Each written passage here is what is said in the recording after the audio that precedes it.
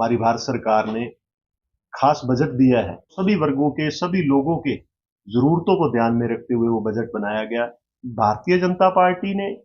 आदरणीय नरेंद्र भाई मोदी जी ने वो चीजें जमीनी स्तर पे कामयाब करके दिखाई। आश्वस्त होकर ये कह सकता हूं कि आने वाला टाइम जो है, दिल्ली सरकार वो भी भारतीय जनता पार्टी पूर्ण बहुमत से सरकार बनाने जाए। पूर्व मुख्यमंत्री केजरीवाल जी ये बात कह रहे हैं। लगभग 3 बार वो दिल्ली के मुख्यमंत्री रहे। तो जब जिस टाइम वो मुख्यमंत्री थे, उस टाइम उन्होंने जुबान से एक शब्द भी नहीं जिक्र किया।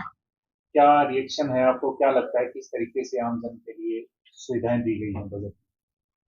सबसे पहले तो आप सभी को नमस्कार, सभी पत्रकार, छायाकार बंधुओं को, सबको, और आपके चैनलों के माध्यम से जो साथी देख रहे हैं, तो उनको भी मैं, जो एक आम जन के लिए बड़ा खास बजट आया है, हमारी भारत सरकार ने खास बजट दिया है सभी वर्गों का ध्यान रखते हुए, तो उसके लिए मैं हर एक भारतीय को बधाई देना चाहता हूं। और दूसरा, नरेंद्र मोदी जो हमारे देश के प्रधानमंत्री हैं, उनके नेतृत्व में आदरणीय वित्त मंत्री हमारी बहन निर्मला सीतारमन जी ने जो कल बजट पढ़ा, वो बड़े विशेष रूप से सभी वर्गों का ध्यान रखते हुए अंत्योदय, हर एक पंक्ति में खड़ा वो लास्ट व्यक्ति, उसके भी जरूरतों को ध्यान में रखते हुए कि उसका जो है सर्वांगीण विकास वो किस तरह से किया जा सकता है, उन सभी जरूरतों को, सभी वर्गों के, सभी लोगों के जरूरतों को ध्यान में रखते हुए वो बजट बनाया गया। तो उसके लिए मैं हमारी वित्त मंत्री निर्मला सीतारमन जी का और नरेंद्र मोदी जी का बहुत बहुत धन्यवाद करता हूं। तो इस बजट में जो विशेष रहा, सबसे पहले जय जवान जय किसान, हमारे देश में एक बड़ा नारा है, जय जवान जय किसान। और मैं कहूंगा कि उसी नारे को आगे बढ़ाते हुए नरेंद्र मोदी जी ने जय जवान जय किसान जय विज्ञान और जय इंसान और जय भगवान भी, इस नारे को पूर्णतः सफल बनाने का काम किया है। और इस बजट में वो सारी चीजें मेंशन की हैं, तो आपके जरिए मैं थोड़ा इस चीज पे प्रकाश डालना चाहूंगा कि नरेंद्र मोदी जी का सपना है कि 2047 तक हम भारत देश को विकसित भारत बनाना चाहते हैं। तो उसी के अकॉर्डिंग ये जो बजट है, वो विकसित भारत के रास्ते का मील का पत्थर साबित होगा। जैसे किसान क्रेडिट कार्ड, अगर हम कृषि की बात करें, किसान क्रेडिट कार्ड पे पहले रन पे 3 लाख की लिमिट थी, उसको बढ़ा करके 5 लाख की जो लिमिट है वो करने का काम किया। और प्रधानमंत्री जी ने धन धन्य कृषि योजना के तहत, ये जो योजना है उसके तहत लगभग 100 जिलों को आगे 5 वर्षों में, आने वाले 5 वर्षों में 100 जिलों को लिया जाएगा और लगभग 1.25 करोड़ के करीब जो किसान परिवार हैं उनको इस चीज का लाभ मिलेगा। इसी तरीके से 10,000 आवश्यकता आधारित जो जैव आदान संस्थान केंद्र स्थापित किए जाएंगे, जिससे जैविक खेती को, प्राकृतिक खेती को बहुत बड़े रूप में एक बढ़ावा मिलेगा। और मैं ये कहूंगा कि एक बहुत बड़ा चेंज जो हमारे भारत देश में खेती के माध्यम से बहुत बड़ा चेंज चेंज जो है ऑर्गेनिक खेती का जो है वो हमें मिलेगा उससे। और अगर हम बात करें तो कल जो बजट में निर्मला सीतारमन जी ने जो बात कही, विशेष रूप से 32 ऐसी फसलें हैं जो कृषि की और बागवानी की, और उनमें 109 किस्में जो आने वाले वक्त में नई किस्में वो जो है वो रिलीज की जाएंगी किसान के लिए, कि जो हमारा उत्पादन है, उत्पादन भी बढ़ सके और उत्तम क्वालिटी का उत्पादन हमारे भारत देश में वो हो सके। तो लगभग इसके माध्यम से 2 करोड़ जो किसान परिवार हैं वो लाभान्वित होंगे। तो इसी तरीके से अगर हम आयकर की बात करें तो 12 लाख का जो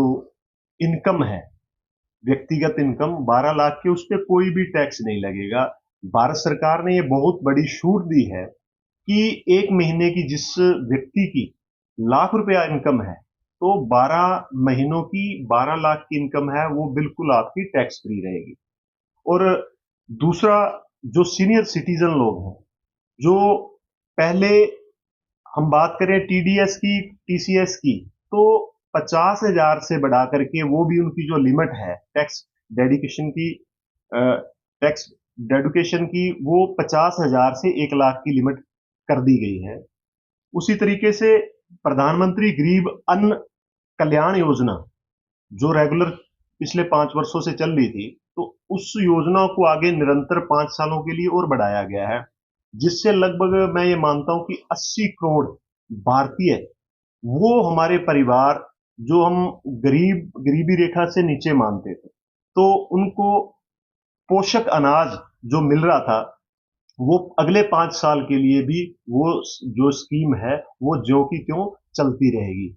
और लगभग प्रधानमंत्री जनजातीय उन्नत ग्राम अभियान, ये इस बजट में नया जो एक जनजातीय जो हमारे भारत देश के लिए एक विशेष रूप से कार्यक्रम जो है, आदरणीय नरेंद्र मोदी जी ने ये तय किया है कि भारत को विकसित बनाने के लिए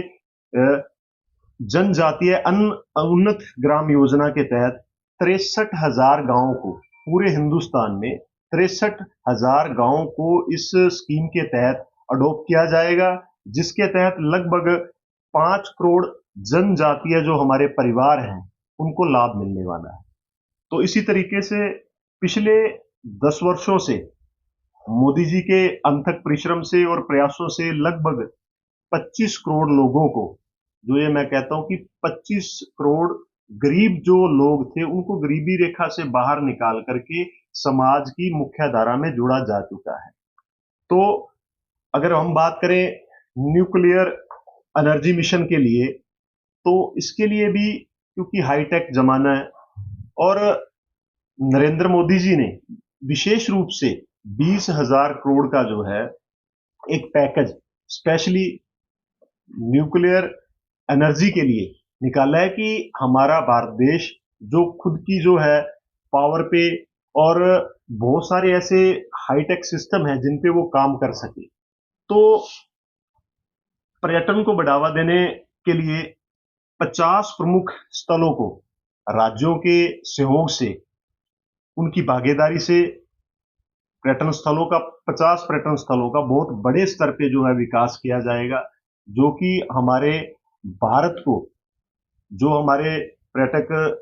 घूमने के लिए आते हैं हमारे भारत देश में, तो उनके लिए भी बड़ी अच्छी व्यवस्थाएं और बड़े अच्छे तरीके से, जो कि एक हमें 2014 से पहले डर्टी इंडिया के नाम से जाना जाता था, तो स्वच्छ भारत के और एक सुंदर भारत के रूप में एक बनाने का काम किया जाएगा। तो अगर आईआईटी का विस्तार देखें, तो उसके लिए भी स्पेशल जो पैकेज है, इसमें व्यवस्था की गई है कि आईआईटी के लिए और हमारी जो आज की हाई टेक्नोलॉजी है, उसके लिए भी हमारे बच्चे जो है उनको बाहर जो है विदेशों में पढ़ने के लिए ना जाना पड़े, और हमारे हिंदुस्तान का टैलेंट है जो, वो हमारे हिंदुस्तान में काम आए। दूसरी अगर हम बात करें, तो कैंसर से जो पीड़ित पेशेंट थे, ऐसी 36 जो दवाइयां हैं, जीवन रक्षित दवाइयां, जिन पे कस्टम ड्यूटी बहुत ज्यादा थी, 36 दवाइयों को कस्टम ड्यूटी रहित किया गया है। और अगर हम बात करें डे केयर कैंसर सेंटर की, तो आदरणीय प्रधानमंत्री जी ने इस चीज का खास ख्याल रखते हुए हर जिला स्तर पे जो अस्पताल है हमारे, उन पे डे केयर कैंसर सेंटर जो है वो बनाने का जो काम है अगले 5 वर्षों में किया जाएगा, जिससे मेरा मानना है कि कैंसर पीड़ित जो हमारे रोगी होंगे उनको बहुत ही बड़ा लाभ मिलेगा, और अपने जिला हेडक्वार्टर पे ही वो सारी व्यवस्थाएं मिलेंगी, जिनके लिए पहले बहुत दूर दराज तक जाना पड़ता था। तो नरेंद्र मोदी जी ने स्वच्छ भारत और स्वस्थ भारत बनाने के लिए ये बहुत सारे, मैं ज्यादा ब्रीफ करूंगा तो ज्यादा समय लगेगा। और अगर हम बात करें एमएसएमई की, एमएसएमई के थ्रू लघु उद्योगों को और स्टार्टअप इंडिया के थ्रू जो पहले चल रहा था, पिछले 5 वर्षों में भी आपने देखा होगा, जो पैकेज जो नए उद्यमी या हमारे युवा साथी कारोबार करना चाहते थे उनके लिए 5 करोड़ था, उनको बढ़ा करके 10 करोड़ की लिमिट की गई है ऋण की। और ये एक, मैं कहूंगा कि बहुत बड़ा रेवोल्यूशन होगा हमारे युवा साथियों के लिए, बहुत बड़ा बदलाव रहेगा कि युवा साथी जो है आत्मनिर्भर बन सकेंगे। तो इसी तरीके से अगर मोटा मोटा मैं बात करूं तो अ, हम बात जैसे नारा लगाते थे जय जवान जय किसान, सबसे पहले मैं मोटा मोटा अगर ब्रीफ करें तो डिफेंस के लिए लगभग इस बजट में जो है प्रावधान किया गया वो 4,91,732 करोड़ अनुमानित राशि जो है वो डिफेंस के लिए निकाली। और रूरल डेवलपमेंट के लिए 2,66,817 करोड़ रुपए, और होम अफेयर्स के लिए 2,33,211 करोड़ रुपए, और एग्रीकल्चर एंड अलाइड एक्टिविटीज के लिए यहाँ पे मैं थोड़ा बताना चाहूंगा कि माननीय नरेंद्र मोदी जी का जो एक दृष्टिकोण है वो अनाज और धान की खेती से हट करके दालों की दाल और तिलहन की खेती की तरफ डाइवर्ट करने के लिए, जो मैं कह रहा हूँ 109 किस्में नई जो आ रही हैं, तो बहुत सी किस्में ऐसी आएंगी जो कि हमारे जो किसान भाइयों के लिए है, किसान परिवारों के लिए एक बहुत बड़ा बदलाव और उनको समर्थ बनाने में कामयाब होंगे। तो एजुकेशन जो हमारा शिक्षा विभाग है 1,28,650 करोड़ रुपया लगभग, हेल्थ के लिए 98,311 करोड़ रुपए, अर्बन डेवलपमेंट के लिए 96,777 करोड़ रुपया, आईटी एंड टेलीकॉम के लिए 95,298 करोड़, एनर्जी के लिए 81,174 करोड़, सोशल वेलफेयर के लिए 60,052 करोड़, साइंटिफिक डिपार्टमेंट के लिए 55,679 करोड़। और लगभग इस तरीके से मिला करके हम देखें तो लगभग हमारा जो भारत देश का पूरा बजट है वो लगभग 50 लाख करोड़ का बजट आदरणीय वित्त मंत्री निर्मला सीतारमन जी ने पेश किया। तो मैं ये कहूंगा कि ये भारत देश को एक आत्मनिर्भर और विकसित भारत, जो 2047 का हमारा एक सपना है कि 100 वर्ष जब हमारे देश को आजाद होते 100 वर्ष हो जाएंगे, तो उस समय हमारा देश उस श्रेणी में खड़ा होगा, प्रथम पंक्ति में प्रथम नंबर पर खड़ा होगा विश्व के। उसी पंक्तियों को सार्थक करते हुए इस ये जो बजट आया है, ये बजट मील का पत्थर वो है, वो साबित होगा। तो माननीय प्रधानमंत्री का जी का और हमारे वित्त मंत्री जी का जो मेन फोकस था वो यही था कि हर वर्ग को, हर जन जन को, हर भारतीय की जरूरतों को ध्यान में रखते हुए ये बजट लाया गया है। और उसी के तहत मैं ये कहूंगा कि मेरी तरफ से और मेरी पूरी टीम की तरफ से, जिलावासियों देशवासियों की तरफ से आदरणीय निर्मला सीतारमन जी को, नरेंद्र मोदी जी को और उनकी पूरी टीम को मैं बहुत बहुत बधाई देना चाहता हूँ। विधायक जी, इस बजट पर कटाक्ष देखिए, राहुल गांधी जी के पास सब कुछ नहीं बचा है। राहुल गांधी जी सिर्फ और सिर्फ अब बातें करते हैं। तो क्योंकि जनता बड़ी अच्छी तरह से जानती है कि हर जन जन की जरूरतों को और जन जन को साथ लेकर के विकास के मार्ग पर अगर लेकर चलने का कोई काम कर रहे हैं तो आदरणीय प्रधानमंत्री नरेंद्र भाई मोदी जी कर रहे हैं। और राहुल गांधी जी जहां भी जाते हैं वो मेरे को बताने की जरूरत नहीं है कि वो क्या क्या कारनामे करके आते हैं, वो आप सब लोग भली भांति जानते हैं। तो मैं राहुल गांधी जी के बारे में ज्यादा नहीं कहना चाहूंगा। देखिए, मैं एक बड़ी बात कहूंगा कि किसान, हम ये मानते हैं कि हमारे भारत देश में सबसे जो प्रथम अगर देश को चलाने का जो काम करता है तो हमारा कृषि आधारित देश है। तो किसानों के लिए अगर ये आप बजट की, मैं आपको सबको एक एक कॉपी प्रोवाइड भी करवाऊंगा तो आप पढ़ेंगे, तो किसानों के लिए मैं कहता हूं कि सबसे बहुत बड़ी बातें जो है किसानों के लिए कही गई हैं, और किसानों को एक नई दिशा में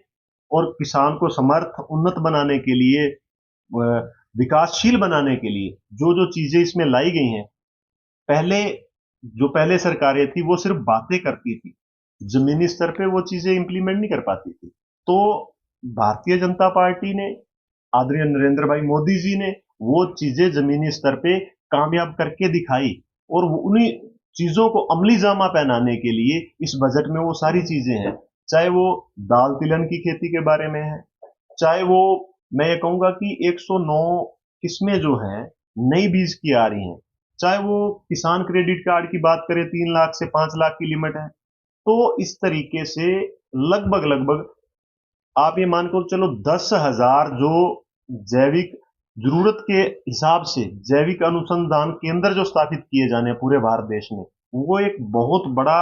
चेंज आएगा हमारे भारत देश के किसान के लिए, अगर वो जमीनी स्तर तक के जाकर के उसको समझे। और विपक्ष का काम है सिर्फ बरगलाने का, विपक्ष के पास और कुछ नहीं बचा है। अभी मैं ये कहता हूं कि हमारी जो अभी दिल्ली के चुनाव हैं, 5 तारीख को वोटिंग होगी, 8 तारीख को गिनती होगी, तो मैं बड़े आश्वस्त होकर ये कह सकता हूं कि आने वाला टाइम जो है दिल्ली सरकार वो भी भारतीय जनता पार्टी पूर्ण बहुमत से सरकार बनाने जाए। नहीं, ये तो एक स्वाभाविक सी बात है। आप सभी लोग जानते हैं कि बजट जो है वो वैसे भी फरवरी में ही, मोस्टली फरवरी में ही पेश किया जाता है। तो ये एक सिर्फ एक विपक्ष की बातें हैं उस चीज को कि ये चुनाव को इफेक्ट करेगा। चुनाव फरवरी में आया है तो बजट आना स्वाभाविक, और ऐसा कुछ वो नहीं है कि हम बड़ी बड़ी बातें करें कि चुनाव इस चीज से इफेक्ट हो। तो ये तो एक स्वाभाविक प्रक्रिया है, उस नेचुरल प्रक्रिया के तहत जो है बजट जो भारत सरकार ने पेश किया है। आपको एक छोटी सी बात बताना चाहूंगा कि जो पूर्व मुख्यमंत्री केजरीवाल जी ये बात कह रहे हैं, लगभग 3 बार वो दिल्ली के मुख्यमंत्री रहे। तो जब जिस टाइम वो मुख्यमंत्री थे उस टाइम उन्होंने जुबान से एक शब्द भी नहीं जिक्र किया। और अगर बात करें हरियाणा प्रदेश की, तो दिल्ली के सराउंडिंग तीनों तरफ हरियाणा प्रदेश आता है। उनको एक साइड से यमुना तो दिखती है, पर यमुना की मैं बात करूं तो हमारे प्रदेश के, हरियाणा प्रदेश के मुख्यमंत्री श्री नायब सैनी जी ने पल्ला पल्ला गांव जो जहां से यमुना इंटर करती है, पल्ला गांव में बिल्कुल किनारे पे जाकर के मुख्यमंत्री जी ने पत्रकार साथी और हमारे जो पोल्यूशन बोर्ड के बहुत से साथी थे वो भी साथ मौजूद थे। आपने मीडिया में देखा भी होगा कि आदरणीय मुख्यमंत्री जी ने वो पानी पिया भी, बोतलों में भर करके लैबों में भी भेजा, और उसका टेस्ट रिपोर्ट है, जो ऑक्सीजन लेवल है वो 7% उसका ऑक्सीजन लेवल आ रहा है, जिसका मतलब कि जो मछलियां हैं या जल जीव हैं वो बड़े आसानी से उसमें रह सकते हैं। तो केजरीवाल जी को ये चीजें, क्योंकि उन्होंने सिर्फ बयानबाजी के सिवाय आज तक कुछ नहीं सीखा, उनका ये मकसद था कि दिल्ली चुनाव में ये